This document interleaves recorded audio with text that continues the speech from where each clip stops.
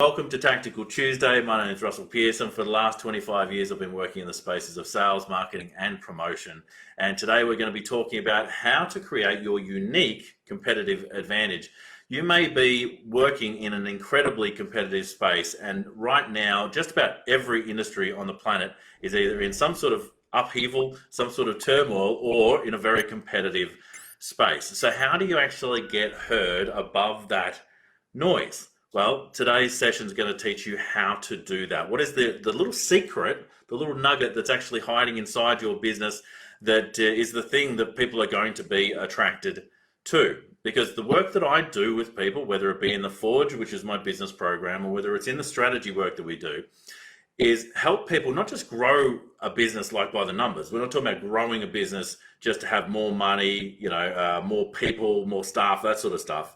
It's about growing a business in order to give you a lifestyle that you want. That's the sort of business I like working on, which is ideally why I work with super smart people, because for two reasons. Number one, I like working with advisors, consultants, and trainers in particular, sometimes specialists, so in service provision, usually B2B space. Now, the reason I like that is because it suits my purpose, which is to actually have a bigger impact on the world. If I can help these super smart people stop overcomplicating stuff and get more of the clients that they want to help, it becomes this ripple effect that goes out to everyone, which is fantastic. And number two, if I help them get clients, they don't screw it up because they're very good at doing what they do. So today we're going to be talking about how to actually get more of those clients, how to attract more of those clients into your world. Now, what's cool about attracting people into your world is that you don't need to spend any money to do it, right? You don't need to actually create some big marketing budget. You can actually start with the thing that you've already got going on for you. And I'm just trying to find the right pen for this. I could use a black pen. I could use a red pen, but there's a blue pen I wanted to get. Boom, there we are.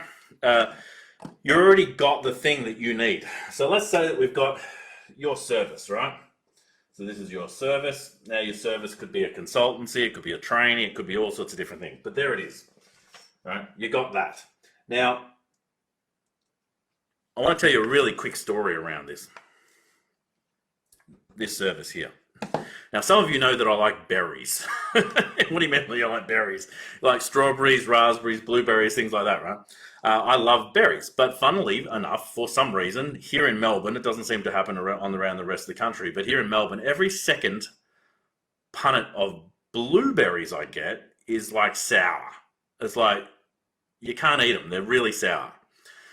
And one of the things I don't like is waste. I don't like throwing things away, especially food. And I think that shows, just quietly. But I've been finding every second punnet of these blueberries is sour, and I've had to throw them out. So one day I've got blueberries, raspberries, I think it was blackberries. We had some strawberries as well because they were in season. They're there with us. Yeah, I know, Lindsay, they're yuck when they're sour. But they're all there in front of me, and I pick up one of the blueberries, I taste them, I'm like, it's sour again, right? And so I'm going to go throw them out, and I go, no, I'm not going to do it this time. This time it won't happen. Anyway, I took the blueberry, and I put it inside a raspberry. And I created something completely new. I tasted it. It was a flavor I had never tasted before. I'm going, this is magic. I think this is new. I'm like, I shall call it a raspberry. Smashing the words together. And because of who I am, I go online and I'm seeing, is this trademarked? Because I don't know. I'm not going to get into the grocery business, but you never know. And I look up there, does it exist already? And raspberry, it does exist. So somewhere in some country, they've got someone who I'm sure is being paid very little to actually take blueberries and put them inside raspberries. But these things exist, raspberries. And I'm like, this is genius. Like, there's concepts for this. And I know I've thought of it, so it's a bit wanky saying genius, but you get the idea. And then I realized that this actually got an application to business. Because sometimes the service we've got, the blueberry, is a little bit sour. Sometimes the clients we're working with have to use it. Maybe we're an accountant or a lawyer. Maybe we've got a service that like, if I wish I didn't have to do this, but okay, I have to do it, so I'll do it. All right? So sometimes it's that. Or, on the flip side, sometimes us as business owners and managers find our own business a little bit sour. and it's like energy zapping. We're having to put more energy out than we're getting back. And I've discovered that the raspberry is the way forward, right? Because we can take, see, that's a raspberry and there's a blueberry on the inside, right? We can take the yummy goodness that is us, right? The things that we love, the things that we love to hate, our personalities, our past experiences, and we get to use that to wrap around the service to create something completely new. It's a completely new flavor, right? And it's a raspberry. So for those who want to know how to spell this thing, it's B at the front of raspberry, right? Raspberry. And what it does is it's not just the essence of branding, which is creating something new, but it actually creates a lens. And so looking through this lens, think of that like an eyeball, right? You look through this lens. It's like how we do what we do. So how? Why we do what we do. So why? It talks about style, the way we go about doing things, right?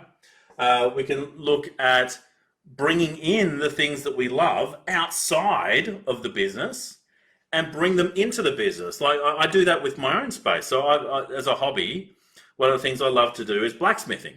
Now, for anyone who doesn't know that, where have you been, right? Maybe we've just met. But I love blacksmithing, and I've got my forge is just over there. I've got a burner and all sorts of stuff. And I heat stuff up to like 2,000 degrees, and I change the shape of it, and then take it through a process and turn it into something strong and long-lasting. Funnily enough, in my business program, the forge, see, I'm bringing in the actual things that I love. I heat up the clientele, and I get them to a critical state where they have to change, right? They have to change into something that at first becomes quite brittle. But I take them through a process, which means that they now have these processes which are really strong and long lasting. So I'm taking a thing that I love, right? So things that you love, and I'm applying it to my service. I bring in my family that way. I bring in the fun things that I like. I like the fact that I like chocolate ice cream has a story that lives behind the brand that is Russell Pearson, but also the brand that is Crimson Fox. So that's my marketing agency, and the brand that is the Forge, which is the business program that I run, right? So you get to do that too. So you just go, all right, what are the things that I love?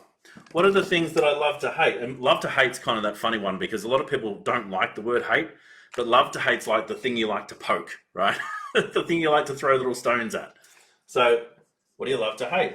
And the essence of love to hate is actually usually where the mission for your business is. Like, what are you here to help change, right? So that becomes part of the lens that we actually look through the service. And so when people are looking back at us, they see this yummy exterior.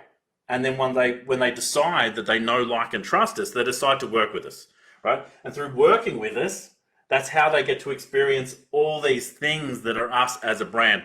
And it's the reason that it's so much easier to attract people who have the same ideals as us, who have the same values as us, and who align to us by being ourselves. Now, you might have a business brand that you set up that you go, I don't want to be the face of this thing. And if you're going to do that, that's absolutely fine. It becomes a we thing. What do we love? What do we love to hate? What mission are we on? What are the things that we like? What are the quirks that we have as a company? So you can still do the same thing. It's just creating this entity of we. But if you are an advisor, a consultant, a specialist, where your expertise really lie around you, and you are running a practice, right? So practice, just like a doctor, a lawyer, a dentist, anything like that, as a consultant, you probably have a practice. Without you in the business, there might not be any business, which is absolutely fine. It just means you've got to earn good money through the actual performing of the work in your business, and then invest it into things on the side so you can retire whenever you want, right? You get to actually be you. Now, what's cool about that is it allows you to actually get energy into your business on a daily basis. You've got a business that's attracting people who are like-minded to you, who you love working with. You're doing work that you love in a way that you love it, because you're bringing in the things that are you on the outside. So The raspberry or the raspberry side of things is you, and the inside is your business. Because people don't care what it is that you do. They care how you make them feel, and they care that you can either solve their problem or create an outcome. The way you go about doing that has very, very little to do with the overall strategy. And so this is where your unique competitive advantage comes in. If you start to share things that you love, things that you want to change in the world, the way you go about doing it, the little quirks, the things that you think people don't want to hear about, if you start sharing that stuff, you're going to start attracting people who are like-minded. You're going to start attracting people who you will love working with. And then all you've got to decide is, can I help them? Are they going to be easy to deal with? And can they pay? And then you've got yourself an A-class client, right? So I'd be interested to see within your world, what is one of the things that you love that's not just in the business, something outside of the business? What's something you love? It could be a dog, you could be into cats. By the way, if you're not a dog lover, you can't tell anybody apparently, because it's dog lovers unite out there. But you might have a pet that you love, you might have a hobby that you love, there might be things that you love. Like obviously there's the straightforward ones, like some of you've got children, I've got children, I love my children. I just spoke to one of them literally on the phone just then, telling me about a thing unfortunately I can't go to. But I love to bring the stories of those guys in to the work that I do, because the more open I am about who I am, what I'm about, the easier it is for you to get a sense of whether you want to work with me or not at the end of the day. And so that's what the Raspberry is all about. So put into the chat, what is something that you love outside of your business that potentially you could bring into the business? You might be a muso, you might be a chess champion, you might have like some real quirky thing. I spoke to someone the other day and they were into earth ships. And then that, because of the way my mind works, I'm like, what's an earth ship? And then I find out there's this ultimately sustainable place that's put together with bits of rubbish and recycling. But there's some fascinating things that you've all got inside you. So you have this opportunity to share who you are, the way you see the world, and that's where you'll find your competitive advantage.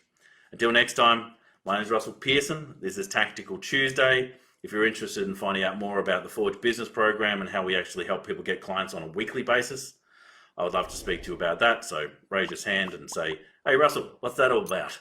We can have a chat, see if it's right for you. Until next time, stay passionate, and I'll catch you on the next one. Bye for now.